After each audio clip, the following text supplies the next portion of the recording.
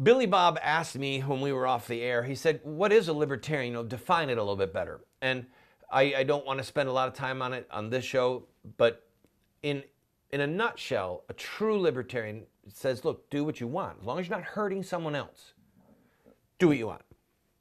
Drugs should be legal. They should not be illegal. Prostitution should not be illegal. Anything sexual should not be illegal. Do what you want, as long as you're not hurting someone else. A theocentric libertarian would be a good definition for somebody who upholds the law of God, because libertarians don't believe in the welfare state, for example. But neither does the Old Testament teach that we should have a welfare state. The Old Testament, and the New Testament for that matter, shows that the purpose of civil government is not to be the daddy and the healer and the mommy and the instructor. It's to suppress evil deeds by fear of punishment. That's the purpose of government. Armies, roads, and to suppress evil deeds by punishing evildoers. That's it. It's very limited. And that's what our government started as, very limited government. But it's still theocentric. So you can't have prostitution, all right? You just can't. And marriage is defined by God, not by the state, not by libertarians. So let's keep going. Rick Perry, he's running, former governor of Texas. I actually like him.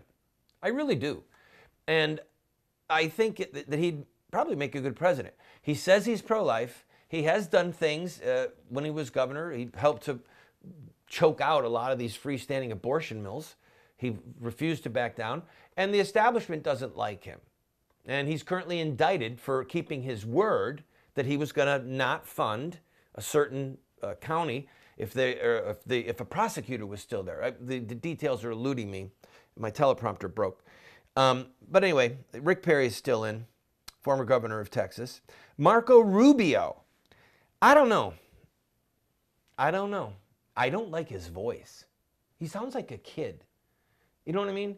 When they're running ads, somebody is running ads using his voice right now to stand up to the Iranians. And when the voice on the air says, Marco Rubio is standing up to the Iranians, and then it sounds like a teenage boy comes on. We need to not give the Iranians this deal. It's just so uninspiring. Oh my goodness. I don't know. I kind of like him. I'm not sure if he's really, let me just say this. Here's your litmus test, all right? Will a candidate say, I will have a litmus test. No judge will sit on the Supreme Court who will sustain Roe versus Wade.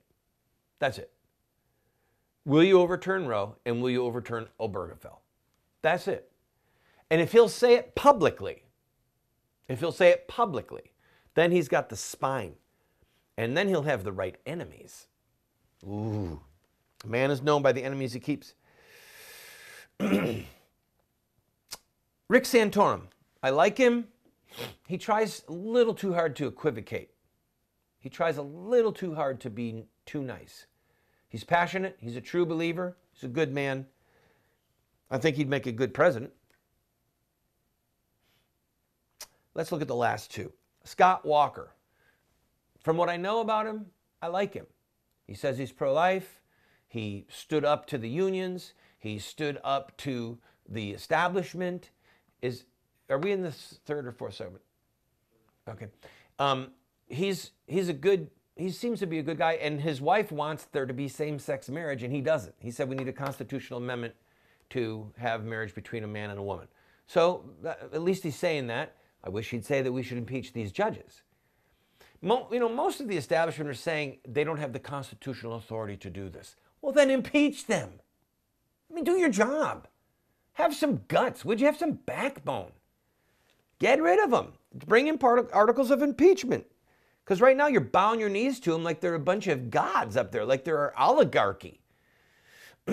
Finally, last but not least, my personal favorite flavor of the day.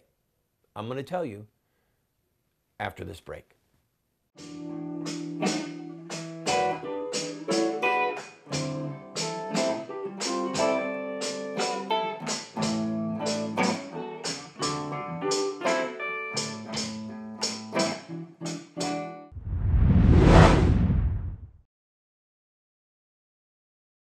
I have been a leader in the pro-life movement for 30 years, and sadly we have not prevailed in our goal to make it a criminal act to kill an unborn baby.